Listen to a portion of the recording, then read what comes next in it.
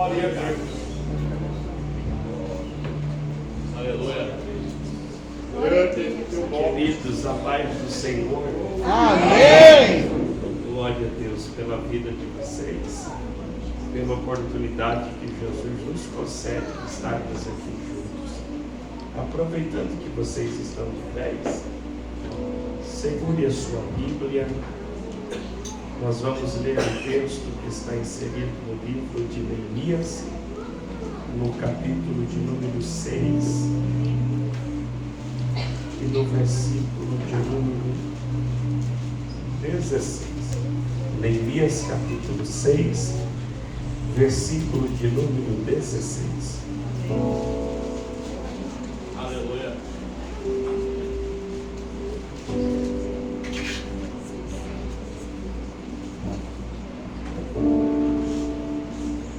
Neemias capítulo 6, versículo de número 16.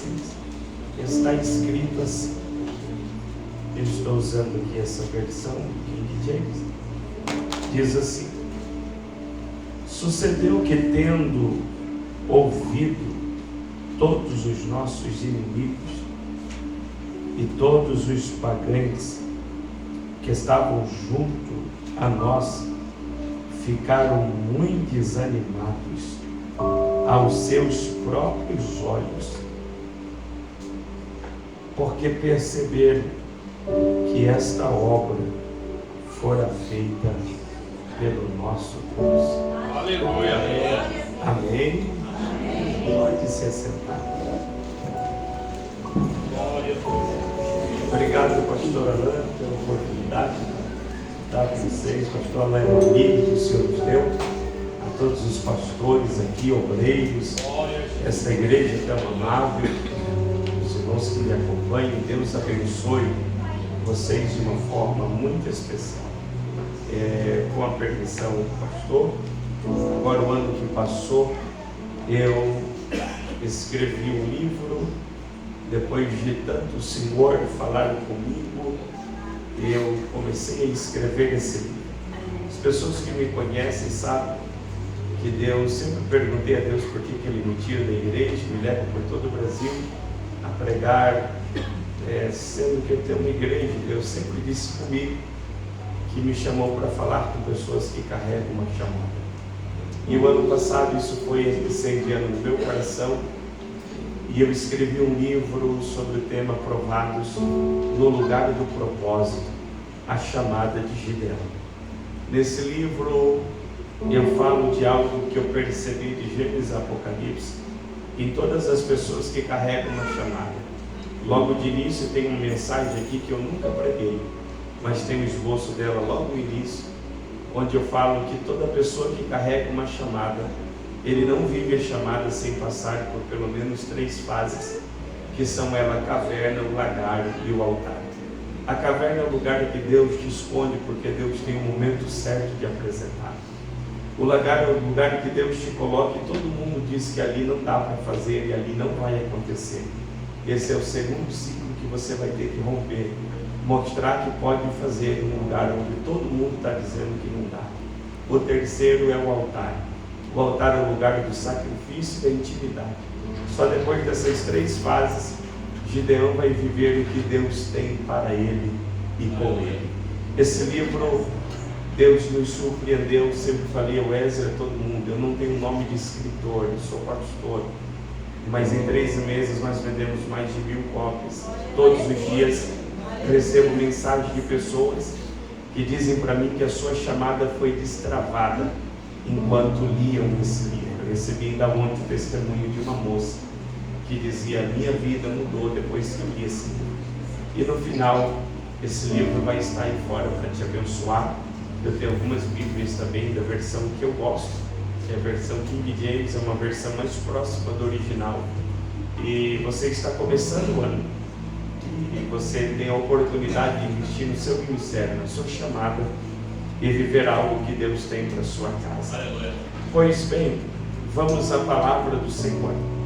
O texto que eu li juntamente com vocês é um texto profético para esse dia de hoje. É um texto que está falando de um período de uma reconstrução. E essa reconstrução se dará devido a uma atitude que Israel tomar.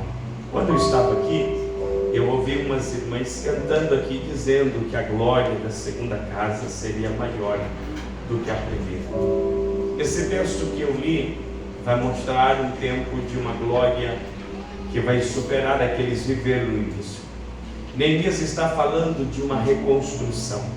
E uma reconstrução, eu repito, devido a uma nação que virou as costas, literalmente, a palavra é essa, virou as costas para Deus.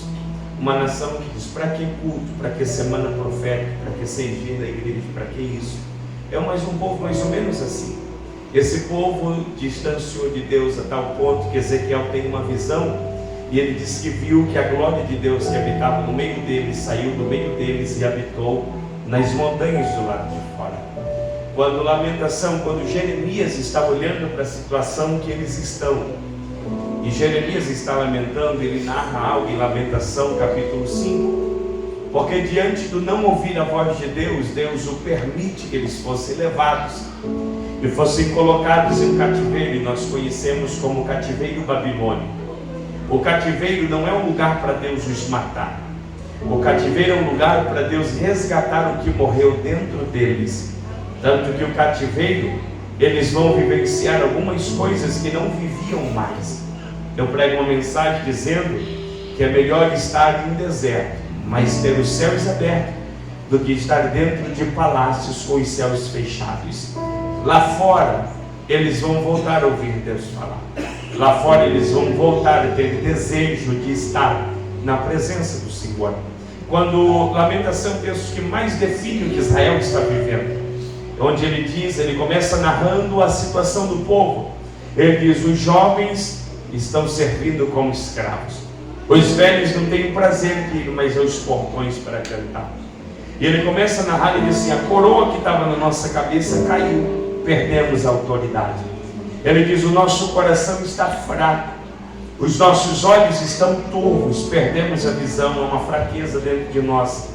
Ele diz, não há mais força em nós. E ele resume, quando Jeremias está lamentando, ele diz assim, ele resume tudo isso porque nós pecamos. O resultado disso, ele diz, foi o pecado que nos sobreveio. Alguém pergunta, mas e a igreja? Como é que a igreja está? Quando falava de Sião, Sião era uma rota que todas as pessoas que vinham do deserto, eles passavam por Sião. E Sião era um ponto de parada, porque Sião era um lugar conhecido como habitação da glória de Deus. O templo ficava em Sião, e em Sião era manifestada a glória de Deus. Ele narrou como é que estão as pessoas. E é como se alguém perguntasse, e a igreja? Ele diz, vou resumir. Ele disse, sobre Sião, o que vejo são as raposas que caminham sobre Sião. Ele está narrando a situação da igreja e das pessoas que compunham aquela igreja. Ele diz, as pessoas estão sem autoridade, fracos e sem visão. E a igreja está uma bagunça, as raposas caminham sobre ela, porque a glória de Deus não habita mais lá. E isso tudo por quê? Porque eles abriram legalidade, e o pecado adentrou e levou eles a um lugar que nós não queríamos estar. Pois bem, no cativeiro, Deus vai começar a resgatar isso deles, porque lá eles voltam a ter vontade de orar, voltam a ter vontade de estar na igreja, voltam a ter vontade de cultuar a Deus.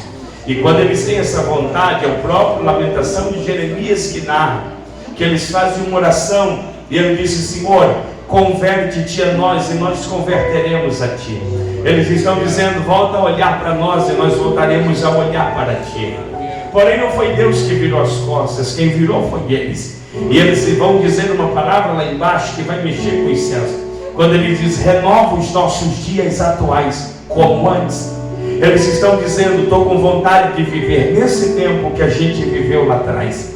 Quando Deus vê esse desejo deles, Deus vê que é a oportunidade de levá-los de volta para reconstruir aquilo que foi destruído.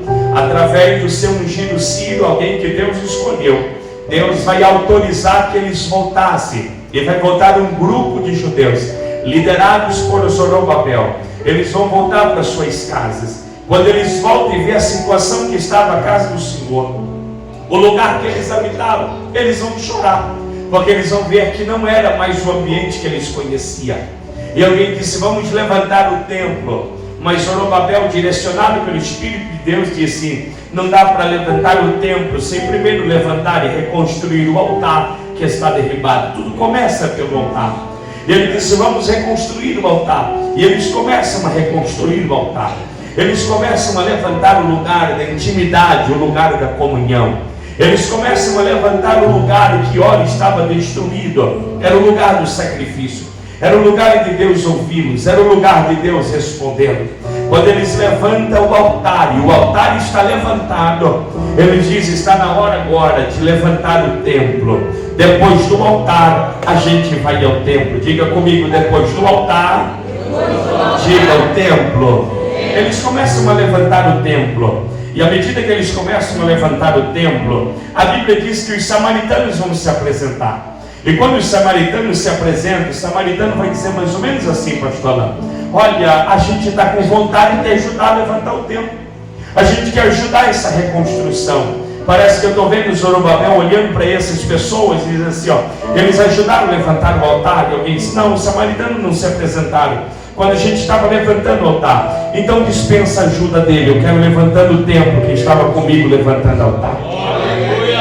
Alguém não entendeu, mas deixa para lá. Mas eu quero comigo levantando o templo quem estava comigo levantando o altar. E logo ele vai perceber o porquê disso. Porque quando ele rejeita a ajuda deles, eles logo vão ser opositores. Eles vão tentar travar o que Deus tem para aquele tempo. O templo vai ficar por um período limitado, bloqueado, parado, até que Deus dá uma ordem. Deus diz: é o tempo de levantar. E quando Deus dá uma ordem, eles vão reconstruir o templo. Esdra é o homem que Deus vai usar. E Esdra vai trazer os rolos da lei que estavam em Babilônia, vai ler para eles. E quando lia, a história diz que ele chorava, porque eles estão ouvindo de novo Deus falar através da palavra. O altar foi levantado, o templo está erguido e a palavra foi introduzida.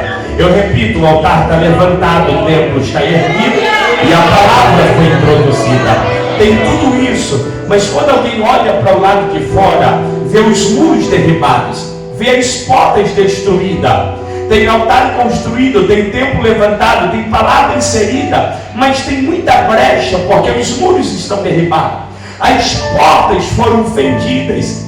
E logo Anani começa a andar sobre esse ambiente. E à medida que Anani anda, Anani vai vendo as pessoas habitando sobre escombros. Anani vai vendo as pessoas habitando sobre lugares destruídos. E Anani vai se tornando alguém que não vai conformando com aquilo. Anani vai olhando para aquilo e vai dizendo assim: ó, Deus pode mudar isso aqui. Deus pode. Isso aqui não era dessa forma. Isso aqui era diferente. Isso aqui era uma cidade fortificada. Isso aqui era uma igreja fortificada. Isso aqui não tinha brecha. Isso aqui não tinha portas derrubadas, onde o diabo entrava e fazia o que queria. Ele começa a olhar aquilo, só que a geração de Anani tem um problema. Que Anani não tem uma referência para se levantar. Diga comigo bem forte, diga Anani. Diga: não tem uma referência para se levantar. A pior coisa, pastor Alain, é se levantar em um tempo onde todos estão prostrados. Eu sempre viajo com os meninos e falo com eles: o pastor que me batizou era uma referência para mim. Por algumas vezes eu via ele ler a Bíblia e não pregar, porque quando ele lia a Bíblia, Jesus começava a batizar com o Espírito Santo, curar, e ele não conseguia pregar. Mas é um homem que vivia, a sua vida era uma vida de oração e de jejum. Nem sabia falar direito, mas quando lia, na sua limitação, ele tinha tanto Deus que a glória de Deus tomava. E eu olhava para ele e dizia assim: eu quero isso aí para a minha vida. Um dia eu quero ser assim. Um dia eu quero chegar aí. Mas Anani caminha sobre aquele ambiente. Anani não tem uma referência. Anani não vê alguém que teve coragem de se levantar e disse: ó, eu vou levantar e eu vou em busca de uma ajuda, porque Deus vai mudar isso aqui. Anani não tem isso, mas de repente parece que eu estou ouvindo Deus gritando dentro dele. E diz: Anani, se não tem uma referência para você se levantar, seja você a referência desse tempo.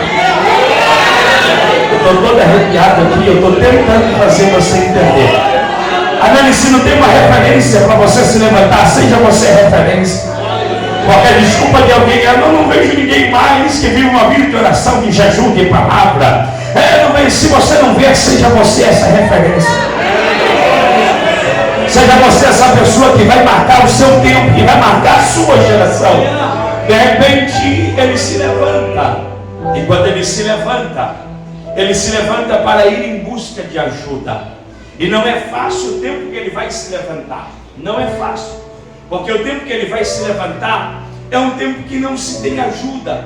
Mas Anani percebe no texto que Anani vai influenciar algumas pessoas que estão ao seu redor. E eu já quero, antes de continuar, dizer: você vai influenciar alguém que está ao seu redor. Diga para alguém aí, diga: nós vamos marcar esse tempo aqui. Não, mas diga: nós vamos marcar esse tempo. Me ajuda aí, filho, que a minha voz está uma bênção. Melhorou, glória a Deus. Ele vai em busca de ajuda, pastor. E quando Anani chega até Neemias, a palavra dele é essa: Neemias, Anani, como é que está em Jerusalém? Ele vai olhar para ele e vai dizer assim: ó, dá dó de ver as pessoas vivendo debaixo de escombro, os muros derribados, as brechas das portas. E ele olha para ele. Quando Neemias ouve isso de Anani, ele se retira. E a Bíblia diz que ele chorou. Diga comigo: chorou. Diga: orou e jejuou. Então olhe para cá, que é que eu quero começar a pregar. Neemias se retira porque entende o que Deus vai fazer. Neemias se retira porque entende o que Deus vai usá-lo para fazer. Só que ele entende que o que Deus vai usar para ele fazer, ele entende que o que Anani podia fazer já fez. Ele entende que o que Anani tinha que fazer já fez. Eu vou pedir isso aqui uma única vez a você. Segura na mão de alguém aí. Segura na mão de alguém e diga assim: o que Anani tinha que fazer já fez. Não, mas diga mesmo como quem está vivo. O que Anani tinha que fazer ele já fez. Agora é conosco. Quando Neemias, alguém tem um glória a Deus aí? Quando Neemias Wesley entende isso, ele diz assim: o que Anani tinha que fazer ele já fez. Anani arriscou a sua vida. Você percebe que Neemias, quando vai voltar para reconstruir, ele pede uma carta ao rei. E eu estava lendo um artigo sobre isso. Por que uma carta? Porque ele passava por 8 províncias, 1.600 quilômetros. E porque era passar por estados, por países. E ninguém passava sem uma carta de uma autoridade legal assinando ele passar. Mas eu pergunto você: quem assinou para Anani chegar até lá? Porque Neemias pede uma carta para chegar e para voltar. Mas quem assinou a carta para Anani chegar lá? Anani arriscou a sua vida. Meu Deus. Anani arriscou ser morto, ser preso, aprisionado. Ele diz: eu posso ser morto, preso, mas eu não continuo vendo a cidade dessa forma. Eu vou fazer a minha parte. Neemias está olhando e diz assim: ele fez a parte dele. Agora Neemias só diz: agora é comigo. Ele se retira. E quando se retira, Neemias vai começar a orar e jejuar. Por que orar e jejuar? Porque oração e jejum transforma a minha vida. A minha vida. A oração e jejum mexe comigo. Neemias entende a chamada que carrega, o ambiente que vai pisar os pés. Mas ele diz: antes de eu pisar os meus pés, alguém vai pegar isso aqui. Antes de eu pisar os meus pés para transformar um ambiente, primeiro Deus vai transformar minha vida para transformar. Neemias está orando e jejuando, diz assim: primeiro Deus vai mexer comigo, e depois Deus vai mexer com o lugar que eu vou pisar a planta dos meus pés. Primeiro eu, e depois o ambiente que eu vou pisar. De repente ele está orando e jejuando e o céu está mexendo com ele.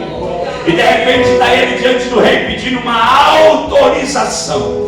E a autorização é para que ele pudesse voltar. E para que ele pudesse reconstruir o ambiente que ora estava destruído. De repente tem um rei assinando e autorizando, dizendo: eu estou autorizando você passar todas as províncias, todas as barreiras, todos os impedimentos e chegar no ambiente que Deus vai lhe usar. É mais ou menos isso que o rei está dizendo. Eu estou permitindo, assinando uma carta, que eu estou autorizando você passar pelas barreiras, passar pelas portas fechadas e chegar no ambiente que eu vou te usar. Eu já estou todo arrepiado e a semana profética. Deixa eu profetizar. Levanta não a mão, não, levanta as duas mãos. Mas se eles pegar, pastor Alain, já tem o rei assinando uma carta. E nessa carta o rei está autorizando, dia 26 de janeiro, dizendo: 2024 não tem porta, não tem barreira, não tem impedimento que impeça de chegar no ambiente que eu vou lhe usar. Se alguém crê nessa palavra profética, eu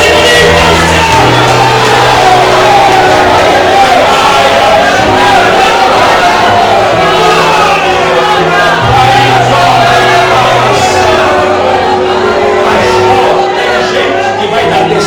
Aqui dentro, eu estou todo arrepiado aqui falando.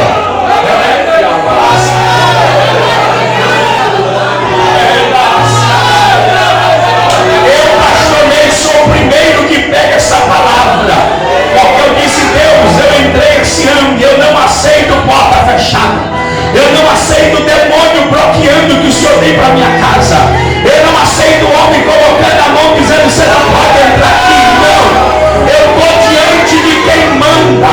Eu estou diante de quem está assinando uma carta. Em 2024 eu não vou nem abrir a boca para falar. Quando alguém fechar o portão, eu vou dizer: eu tenho uma autorização para atravessar.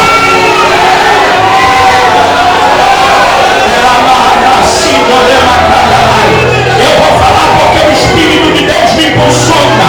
É o ano de pisar aonde você nunca pisou. É o ano de Deus te usar para fazer o que nunca fez. É o ano de Deus marcar tua chamada. É o ano de Deus marcar teu ministério. É o ano de você revolucionar o ambiente que eu quero pisar. É o ano de Deus marcar a tua vida.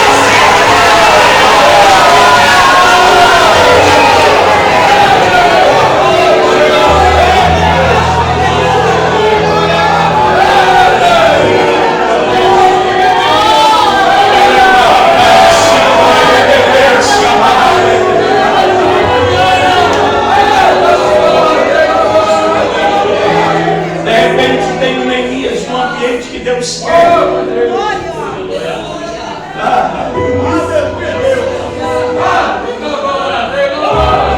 O pastor Alain falou de uma função que era dos moços, do copeiro e do padeiro que saíram da prisão. E essa função de Neemias diante do rei. Neemias era o copeiro, Neemias servia ao rei. Neemias entrava e saía dos lugares que todo mundo queria estar. Neemias entrava e saía do ambiente que todo mundo queria estar.